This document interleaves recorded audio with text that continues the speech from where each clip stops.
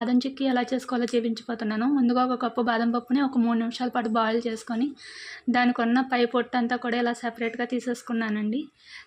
ఇది ఒక 2 నిమిషాలు పెట్టి ఆరబెట్టుకొని ఓవెన్‌లో గానీ, మూకుట్లో గానీ బాగా ఫ్రై చేసుకోవాలి. తర్వాత ఒక 4 ఎగ్స్ తీసుకొని, అందులో ఉన్న యెల్లో కలర్‌నంతా సెపరేట్ చేసేసుకొని, వైట్‌ది బాగా మిక్స్ చేయాలండి. తర్వాత ఒక పాన్ పెట్టుకొని, అందులో ఒక కప్పు పంచదార వేసుకొని, కొద్దిగా ఘీ వేసుకొని, ఈ విధంగా కరిగించుకొని ఉంచుకోవాలండి.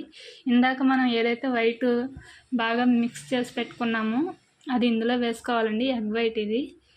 సో, ఇవన్నీ ఇలా కొంచెం కొంచెంగా కలుపుకుంటూ వేసుకున్న తర్వాత స్టవ్ వెలిగించి మీడియం ఫ్లేమ్‌లో పెట్టుకొని, ఇది వైట్ క్రీమ్‌లా వస్తుందండి. తర్వాత ఇందాక రోస్ట్ చేసి పక్కన పెట్టుకున్న బాదం పిక్కలు ఇందులో వేసేసుకొని, ఒక కంటైనర్‌కి నెయ్యి రాసి అందులో వేసుకొని, అది మొత్తం చల్లారిన తర్వాత మనకు కావాల్సిన షేప్‌లో కట్ చేసుకుంటే బాదం చిక్కీ రెడీ అయిపోతుందండి.